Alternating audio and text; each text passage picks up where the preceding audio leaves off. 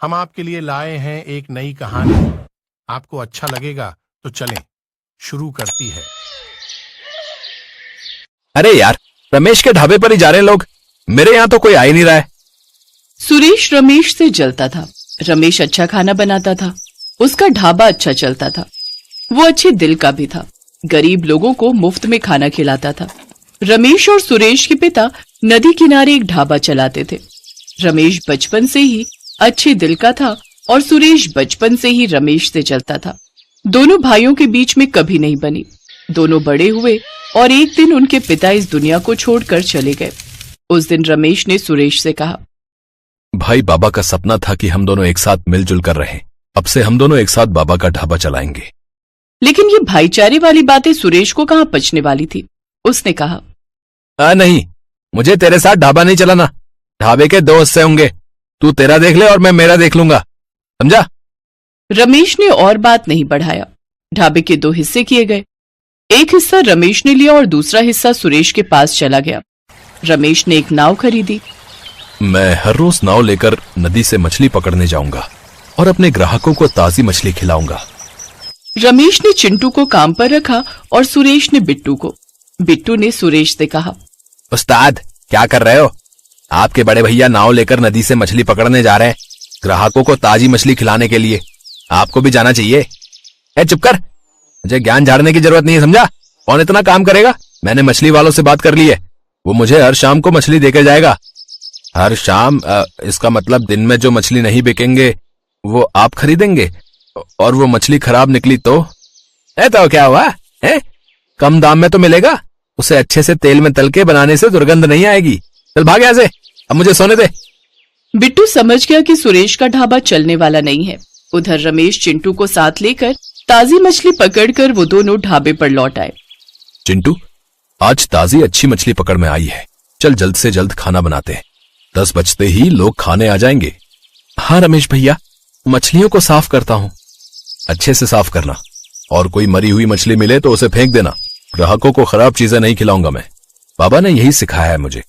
10 बजते ही लोगों की भीड़ रमेश के ढाबे पर जमा हो गई और सभी ने भर भर के रमेश की तारीफ की। वाह रमेश, तुम तो तुम्हारे बाबा से भी अच्छा खाना बनाते हो भाई, और मछली तो बहुत ही स्वादिष्ट थी। अरे आओ आओ भैया, आओ आओ, यहाँ आओ। अरे असली स्वाद तो यहाँ है, आ जाओ। बुलाने पर 2-3 आदमी सुरेश के ढाबे पर खाने के लिए तो आए, लेकिन मछली खाते ही उनका मुंह बन गया। अरे ये क्या भाई है? मछली से बदबू आ रही भाई। बदबू मछली से? नहीं तो ताजी मछली है। अरे सुरेश, मछली ताजी होती तो ऐसी बदबू ना आती, समझे? सारा मूड ही खराब कर दिया तुमने। अभी रमेश के ढाबे पर खाना खा के मूड ठीक करना होगा। जो 2-3 लोग आए थे वो भी रमेश के ढाबे पर ही चले गए। अगले कुछ दिनों तक यही होता रहा। सुरेश रमेश से और जलता रहा। अरे यार, रमेश के ढाबे पर ही जा रहे हैं लोग, मेरे यहाँ तो कोई आ ही नहीं रहा है। आएंगे कैसे? खाने में टेस्ट तो होना चाहिए, ऊपर से मछली से बहुत बदबू आती है। ऐसे ही चलता रहा तो एक दिन ये ढाबा बंद करना पड़ेगा। ए बिट्टू, तू मेरे ढाबे पे काम करता है या रमेश के ढाबे पे है? उसकी तारीफ किए जा रहा है। तारीफ नहीं भैया, मैं तो सच कह रहा हूँ, बाकी आपकी मर्जी। सुन, ईमानदारी से आज तक कोई अमीर बना क्या है? अमीर बनना है तो आसानी से ज्यादा पैसा कमाना पड़ता है। मुझे भी कुछ सोचना पड़ेगा। सुरेश ने अपने दिमाग पर जोर डाला और अगले दिन एक तरकीब लेकर आया। सुन बिट्टू, लोग खाने के नहीं, एक्सपीरियंस के पैसे देते हैं। मतलब खाना कैसा भी हो, बाकी सब कुछ बढ़िया होना चाहिए।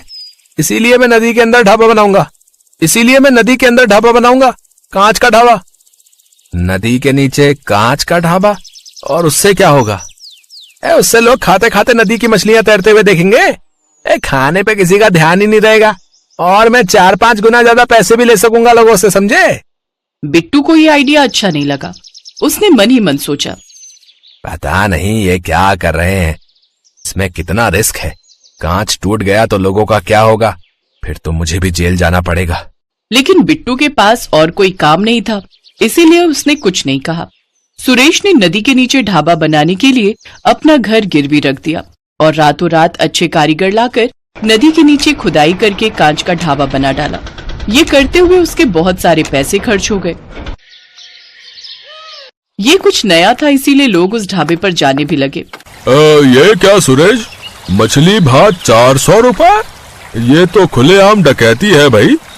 अरे चाचा, स्पेशल ढाबे पर नदी के नीचे बैठ के खाना खाओगे तो पैसा तो देना पड़ेगा ना। खाने का दाम बहुत ज्यादा था, लेकिन फिर भी लोग उसी ढाबे पर जा रहे थे। रमेश के ढाबे पर लोगों ने जाना बंद ही कर दिया। ऐसे कुछ दिन तो बीत गए। एक दिन एक साथ 40 लोग कांच के ढाबे के अंदर घुस गए। प्रेशर डबल हो गया और कांच टूट गया। ढाबे के अंदर पानी आ गया और लोग उसमें फंस गए। अरे अरे बचाओ बचाओ, अरे कोई तो बचाओ। ये क्या हो रहा है अचानक से? जरूर कुछ गड़बड़ है। चिंटू चल मेरे साथ। वो एक एक करके सभी को बाहर निकालने लगा। अंत में रमेश ने सुरेश और बिट्टू को बचाया। किनारे पर आते ही बिट्टू ने गुस्से में कहा, मैंने कहा था ना कि मत करो ये सब। एक साथ 40 लोगों को अंदर घुसा लिया। तुम बहुत लालची हो, मुझे तुम्हारे साथ काम नहीं करना। सभी ने सुरेश को बहुत मारा और फिर उसे पुलिस के हवाले कर दिया। सुरेश का घर गिरवी था, उसका ढाबा भी चला गया और घर भी उसे वापस नहीं मिला। वो अपने लालच के कारण बर्बाद हो गया। बिरजू एक शुद्ध शाकाहारी ढाबा चलाता था। पहले वो ढाबा उसके पिता मोहन चलाते थे और बहुत सारे लोग ढाबे पर खाने के लिए आते थे। वहां से 5 मिनट की दूरी पर एक बहुत बड़ा शिव मंदिर था। लोग मंदिर में पूजा के बाद ढाबे पर खाने के लिए आते थे। अरे मोहन भाई, रोटी और भिंडी मसाला देना। हाँ मालिक, बैठ तो जाइए, स्पेशल भिंडी मसाला दे रहा हूँ, रोटी के साथ मस्त लगेगा। पता है भाई, तुम्हारे भिंडी मसाले के लिए तो आता हूँ यहाँ। क्या भिंडी बनाते हो तुम? बिरजू तब छोटा था और ढाबा चलाने में अपने पिता की मदद करता था, लेकिन बिरजू को खाना बनाने का कोई शौक नहीं था। उसे मिट्टी से खेलना पसंद था। वो पत्थर से घर बनाता था। उस वजह से मोहन उसे डांटता भी था। उसके बाद बहुत दिन बीत गए। बिरजू बड़ा हो गया। मोहन बीमार पड़ गया। बिरजू की शादी हो गई और उसको एक बेटा भी हो गया। उसका बेटा 10 साल का हुआ तब मोहन का देहांत हो गया। जाने से पहले मोहन ने बिरजू से कहा, बेटा बिरजू, वो ढाबा मेरी जान है, उसे बंद मत होने देना। आप चिंता मत कीजिए पिताजी, आपका ढाबा कभी बंद नहीं होगा, ये मेरा वादा है। और उसके बाद मोहन ने आखिरी सांस ले ली। अपने मरते हुए पिता से बिरजू ने वादा कर दिया था। अब उसे वादा निभाना ही था। लेकिन उसे एक चीज ठीक से नहीं आती थी और वो है खाना बनाना। ढाबे पर लोग खाना खाने के लिए तो आते हैं, लेकिन बिरजू के हाथ में वो बात नहीं थी। बिरजू भाई, बड़ा दुख हुआ मोहन भाई के बारे में सुनकर। अब क्या ही कर सकते हैं, रोटी और भिंडी मसाला देना 1 प्लेट। हाँ मालिक, मैं अभी लाता हूँ। बिरजू रोटी और भिंडी मसाला लाकर उस आदमी के सामने रख देता है, लेकिन खाते ही उस आदमी का मुंह बन गया। अरे ये क्या है, इस भिंडी मसाले में तो टेस्ट ही नहीं है। किसने बनाया है ये? जी मैंने बनाया है। क्या यार बिरजू भाई, इस भिंडी मसाले में वो बात ही नहीं है। अपने बाप से कुछ भी नहीं सीखा क्या? अब मैं यहाँ कभी नहीं आऊंगा। अरे रुक जाइए मालिक। लेकिन वो आदमी नहीं रुका। धीरे धीरे ढाबा खाली हो गया। निराश होकर बिरजू घर चला आया। उसकी पत्नी सरला ने पूछा, क्या बात है, दुखी क्यों लग रहे हो? क्या करूं सरला, मैं पिताजी के जैसा भिंडी मसाला नहीं बना सकता। तुम मुझे सिखा सकती हो? वो तो मैं भी नहीं बना सकती उनके जैसा। एक वही थे, अब क्या होगा? पता नहीं, मुझे कुछ समझ नहीं आ रहा है। लेकिन बिरजू की जानी दुश्मन राघव को बहुत कुछ समझ आ रहा था। राघव बिरजू का चचेरा भाई था। राघव ने जैसे ही देखा कि सब लोग बिरजू का ढाबा छोड़कर जा रहे हैं, वैसे ही उसने अपने पिता को ये बात बता दी। मनोहर बहुत खुश हुआ। वाह बेटा वाह, क्या खुशखबरी लाया है तू। अब बारियों ने मजा चखाने की। अब हम उसी के ढाबे के सामने हमारा रेस्टोरेंट बनाएंगे। रेस्टोरेंट बनाएंगे? लेकिन कैसे? हमारे पास तो पैसे ही नहीं है। पैसे उधार लेंगे और रेस्टोरेंट नहीं चला तो चलेगा कैसे? नहीं, हम स्वादिष्ट खाना जो बनाएंगे, हम बनाएंगे बेस्ट भिंडी मसाला। कैसे पापा? मोहन चाचा जैसा भिंडी मसाला बनाना ना तो आपको आता है और ना ही मुझे। टेस्ट कैसे आएगा? मेरे पास एक प्लान है। राघव ने अगले ही दिन बहुत सारे लोगों से कर्जा ले लिया और अगले ही दिन से रेस्टोरेंट बनाने का काम शुरू हो गया। बिरजू ने अपनी पत्नी से कहा, मर गए, राघव और मनोहर चाचा रेस्टोरेंट बना रहे हैं। अब तो मेरे ढाबे पर कोई नहीं आएगा। 1 महीने के अंदर रेस्टोरेंट बनकर तैयार हो गया और राघव ने बाहर लिख दिया कि यहाँ बेस्ट भिंडी मसाला मिलता है। नया साफ सुथरा रेस्टोरेंट देखकर लोग वहाँ जाने लगे। कुछ ही दिनों के अंदर सब लोग उसी रेस्टोरेंट में जाकर खाने लगे। जो बचे खुचे लोग ढाबे पर आते भी थे, वो भी जाते वक्त बिरजू को 2-4 बातें सुना कर जाते थे। अब बिरजू कैसे कहता कि उसे खाना बनाने का कभी कोई मन ही नहीं था। उसे तो पत्थरों से खेलना पसंद था। अब ये बात वो बोलने जाएगा तो लोग उसे पत्थर से ही मारेंगे। इसीलिए बिरजू चुप रहता और लोगों की बातें सुन लेता। धीरे धीरे उसके ढाबे पर लोगों ने आना बंद ही कर दिया। स्कूल में फीस न देने की वजह से उसके बेटे को स्कूल से निकाल दिया गया। घर में 2 वक्त चावल और साग बनने लगा। एक रात को बिरजू रो पड़ा। सब कुछ खत्म हो गया सरला, मैं अपना वादा नहीं निभा पाया। पिताजी मुझे कभी माफ नहीं करेंगे। ऐसा मत कहो, लेकिन मुझे एक बात समझ नहीं आ रही है। राघव इतना अच्छा खाना बना कैसे रहा है? टेस्ट कहाँ से ला रहा है वो? पता नहीं, सीखा होगा कहीं से। ये दोनों बाप बेटे सीखने वालों में से नहीं है। ये दोनों तो चोर लफंगे धोखेबाज हैं। मुझे लगता है कि ये दोनों मिलकर कुछ गलत काम तो कर रहे हैं। ठीक है, मैं देखता हूँ। अगले दिन सुबह सुबह उठकर वो बाहर चला गया और उसका शक सही निकला। राघव कहीं जा रहा है। बिरजू ने उसका पीछा किया।